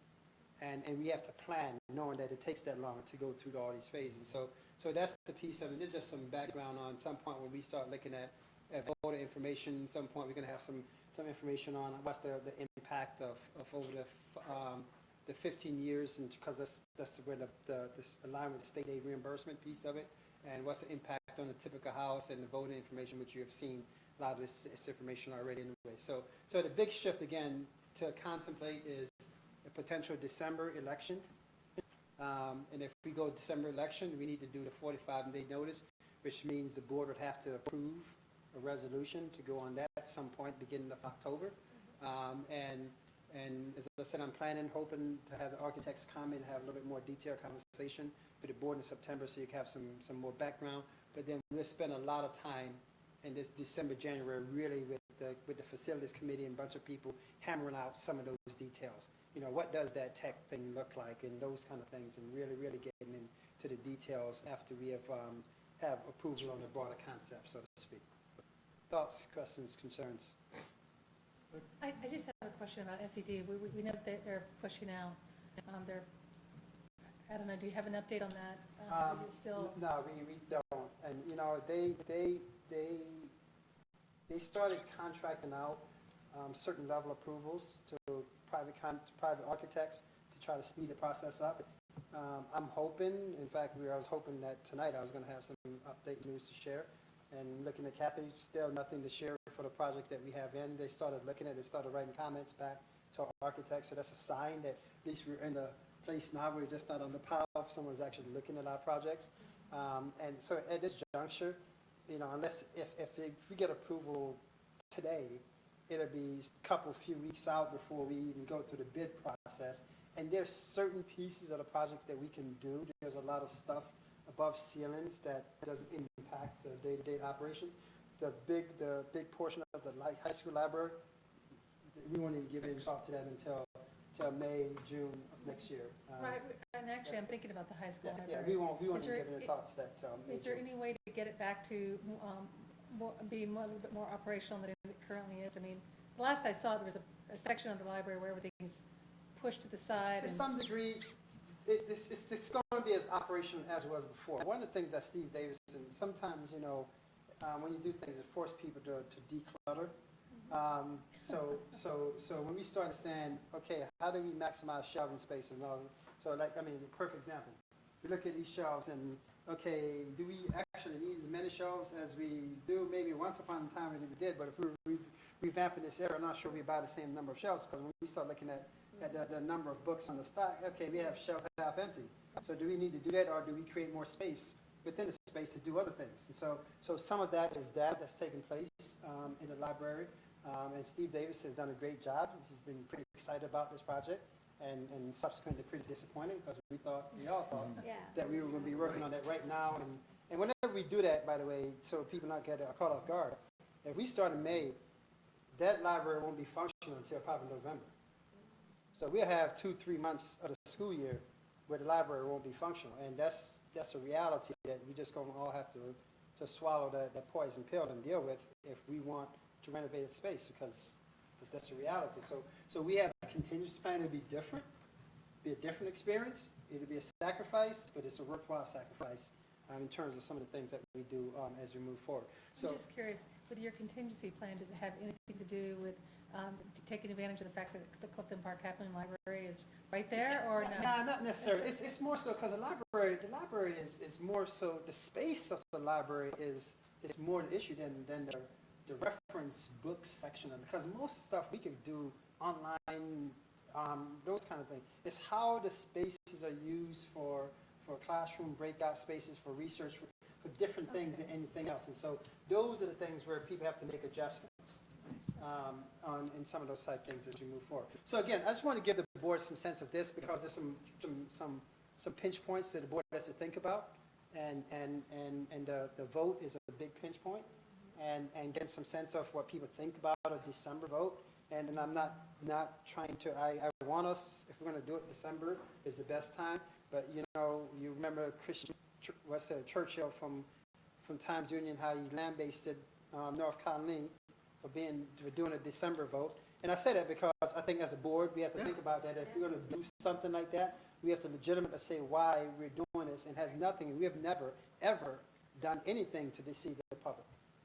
In terms of what we do when we do it, there's a legitimate reason why we time things to maximize certain other things on the other end of the coin. And so again, one of those things for you as a board to really think about. And now you know the trigger points. If we're going to do this, we have to trigger it here in order to take advantage of that time frame. So again, just information for you at this point, and we'll have a couple more conversations in September related to this project piece.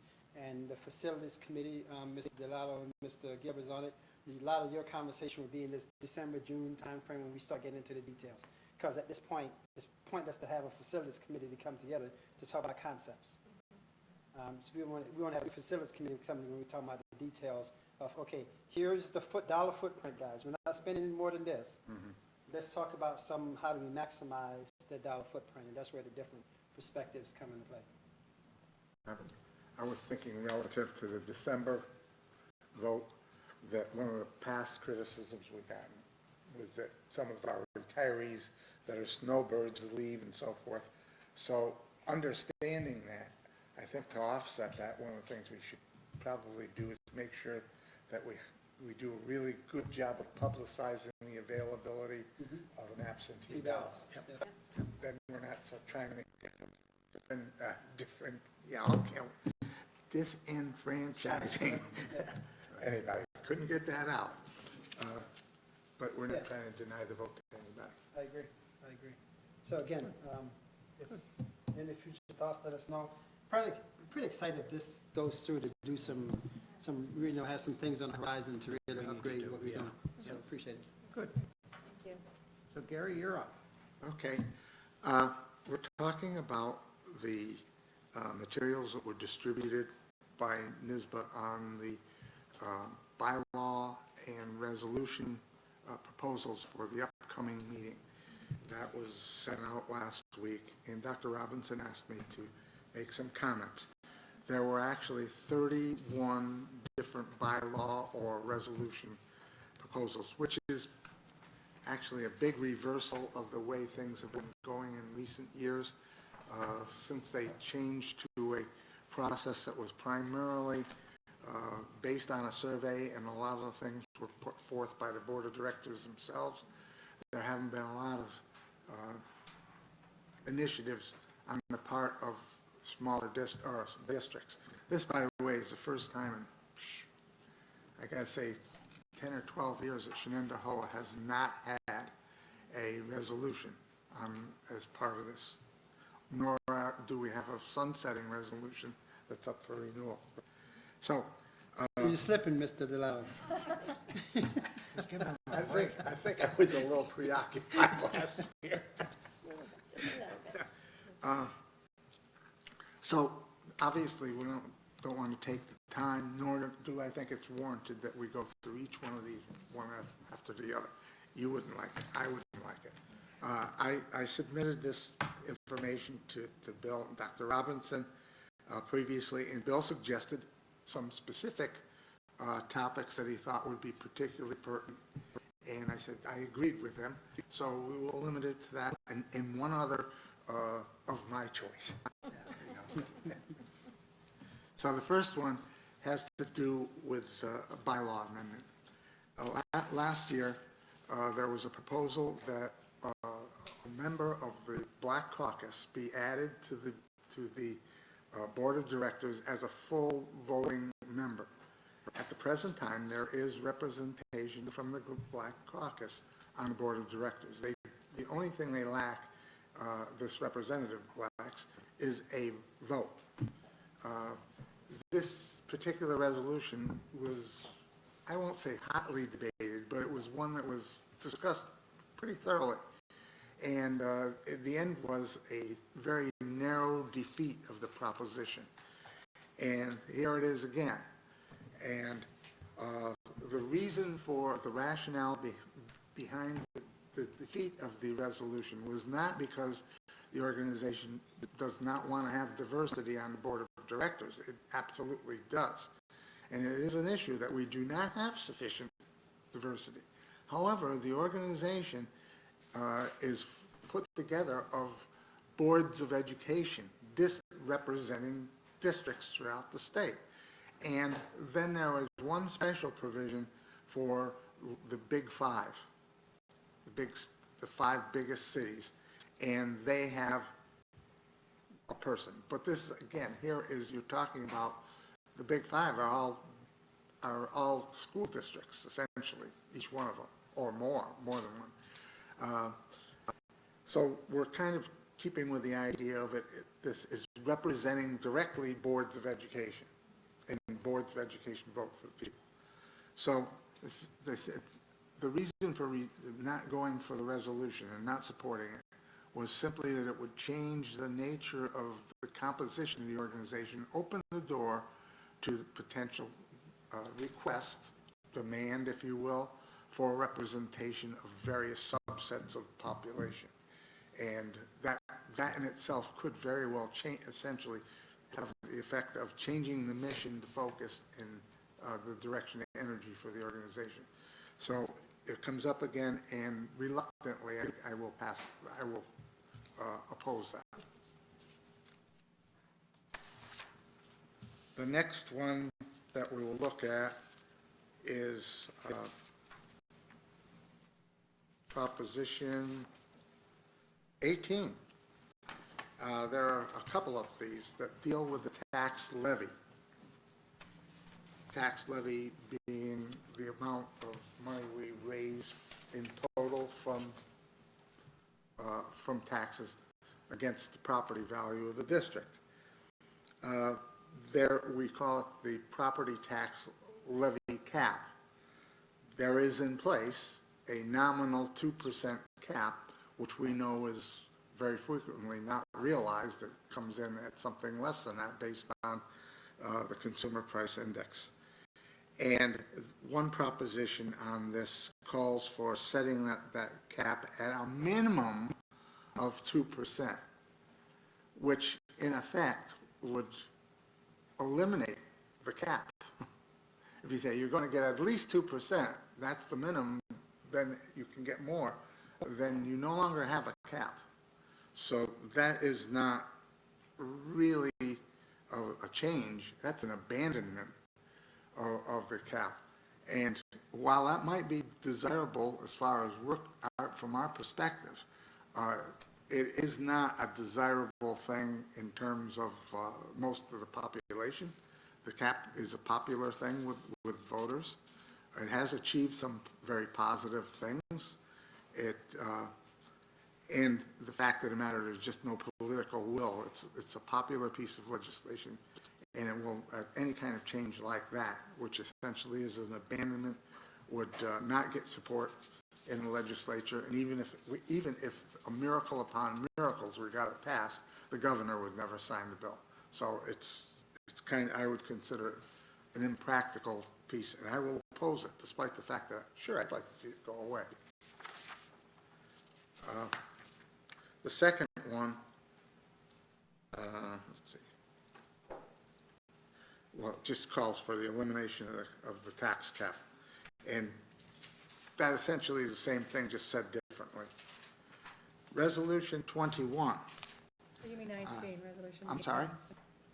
Resolution 19 was the one where, the next one was essentially the same thing. Right.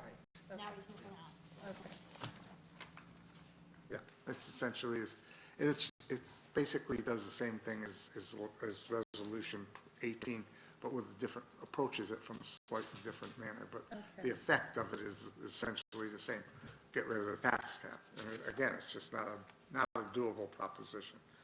Resolution 21 was the one that I wanted to add.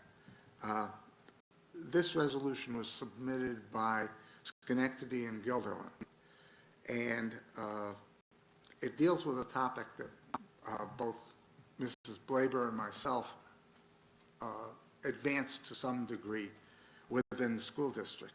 What it was based on the fact that there seems to be, based on sleep patterns and so forth, sleep deprivation exhibited by a lot of our secondary school students, middle school and high school students.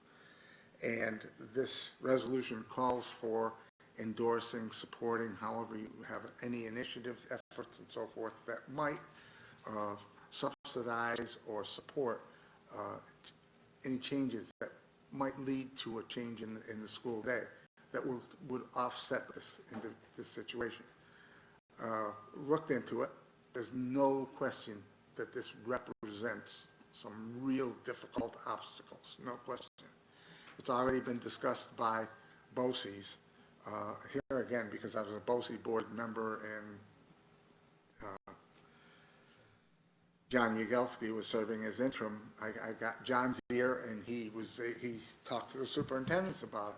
And what it basically comes down to is that there's probably a recognition that there needs to be something done to address it, but nobody wants to take the lead. And it really does take a regional solution, because when you start talking about involvement of students in after-school activities and so forth, you can't have one school on one schedule and another school on another schedule. They have to all have a common schedule to make that compatible and the adjustment to be made. So I support the resolution because I think that the need is there and that the problem is real. But whether there's a workable solution or a political will to do so, to overcome all the obstacles, well, that's highly questionable. All right. Resolution 24 has to do with English as a new language. ENL. It used to be English as a second language. Keep changing things. Sometimes there's a reason for it tied to legislation. I think that may be the case here. And other times, for whatever reason. But what we're talking about here is a specific aid to school districts to help offset the cost of educating students that come into the district that do not speak, write, or understand English. And in some school districts, that is quite a problem. In your larger cities and so forth, where there's an influx of people coming in not speaking English. And we're not just talking about 2 or 3 European languages. You may be talking a couple dozen different languages. So it's a very difficult challenge. Normally, what I would support, and I think what most schools support, is not categorical aid, which this falls under, but a general aid within the foundation formula. The fund of monies is given to the school district. The school district then has discretion as to what its priorities are and where the money goes, within certain bounds, obviously. With this, it's specifically earmarked for that particular purpose.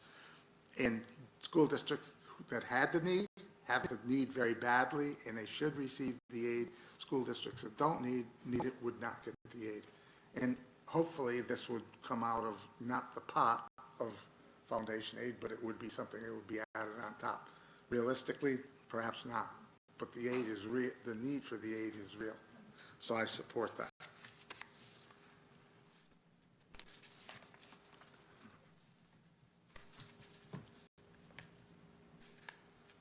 I should have dog-eared these things, so I turned over easy. That represented the last of the ones that we had indicated, but are there any others that you, in the process of reviewing them or whatever, had specific questions on or comments on? I'd be glad to try to address those. Gary, can you just talk about the process of how we go from here to where? How does this unfold at the conference? What happens Yeah, from yeah, here? yeah, with the bylaws and at the conference and your role and as a... Well, when we gather in October, in this instance, it will be in Lake Placid. There will be a meeting on Saturday morning, and the delegates from each of the school districts that attend, first of all, they have to be members of NISBA, but those that attend will then gather in this meeting, and along with a multitude of other standard business, we will ultimately get to the point where the resolutions come up. Those resolutions that have been reviewed and approved and endorsed by the resolutions committee, I was on that for about 3 years, do not require being presented a motion to go on the floor or second. They just part of this. Generally speaking, they pass. Generally speaking, they pass. Those resolutions that have not, for one reason or another, received the endorsement of the resolutions committee are non-endorsed resolutions, and the only way they come before the group is for them to be specifically moved and seconded.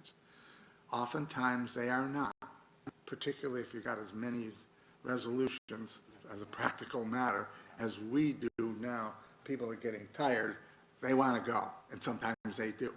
And as a consequence, there's a loss of the quorum, and it's impossible to act on them. Now, if that happens, the board of directors actually does have the authority to act to then consider them and decide one way or the other. Because the reality is that all of this stuff results in either changes in the way the organization operates, activities designed to change some regulations and policies of the state education department, or advocacy, lobbying, if you will, for the legislature. And, there's, in the latter 2 instances, with the state ed department and the legislature, maybe it'll work and maybe it won't. I don't have any idea what the effective ratio is of those numbers of resolutions that are passed over the course of time and those get enacted into law. Some of them do, but you're saying this is what we really want and we think is important. And then the Department of Governmental Relations, the lobbying division of NISBA then goes forward and they actively try to get the legislation. One thing the organization has one thing going for it and has something going against it. When we walk in the door, they know we are elected officials, as they are. That gives us some credibility. Our ability to present our issues and to present facts to support them have some weight. That's all good. Problem is, we haven't got any money. So, you know, if money buys access and in some sense influence votes, I won't say buys, influences votes, then we are not in a competitive situation at all, because we have nothing to give. So that is that what you're looking for? Yep. Thank you. So Gary has done this for years, served as our delegate, which is in many ways a thankless task. It's a thankless task on the Saturday morning of the convention. When everybody else is getting home. Everybody else is getting ready to go, and he's there arguing this out. But Gary's had a real impact in just pressing ahead on things, and he's consistent with that. And so, Gary, we thank you very much for that, and look forward to the hearing of the results of the convention. With that, we'll move on to action items. If I could have a motion for items 1 and 2, approval of the revised tax warrant and approval of the year-end financial transfers. Have a motion, Bob? Second. Christina? Any questions? All those in favor? Oh, I'm sorry. I did have that one question that was outstanding. So the difference in the revised tax warrant is the STAR reimbursement amount. So as we mentioned, that once we got the final numbers from the state. Yeah. So if you look at the tax warrant, the STAR reimbursement amount, there was a $564,000 shift from STAR reimbursement into the tax exempt less STAR. So we're still levying the same total amount of taxes, just a matter how much of it is being applied with the STAR reimbursement versus the STAR piece of it. So that was the shift in the calculations. Yeah, no problem. Okay. All those in favor? Motion carries. Can I have a motion for items 3 and 4, contracted services and donation, $2,500 donation with appreciation? Naomi, second. Bob? Any questions? All those in favor? We have a proposal number 5, lease permanent record storage up at Fairchild. Do you have a motion on that? Christina? Second. Bob? I'm thinking you had a question. No, No. I don't. I did read it. I know Okay. what it is, Okay. yeah. All those in favor? Motion carries. And then we have the approval of the district goals, which we heard earlier tonight. Could I have a motion on the district goals? Christina. Second, Naomi. Questions? And we need to sign. I've got. Is this Oh, I different, have one. Kathy, from this one? Make sure it's the most recent one, though. Oh, okay. Yeah, because the Yeah, we have to number sign. change. Okay. Yeah. Yep. So, approval of district goals, all those in favor? Motion carries, and welcome. Ms. Bush. So thank you very much for having staffing tonight. We have had 53 teachers at new teacher orientation between the retirements, resignations, and some new hires. Tonight, there are 8 certified staff on the agenda and 14 part-time term certified staffing. All the coaching positions, 1 retirement. Jody Patnod has only been with us for a couple of years, but she had another career, special ed aide. And Sarah Chaffee is here tonight. She is our recommendation for academic administrator for world languages and ENL.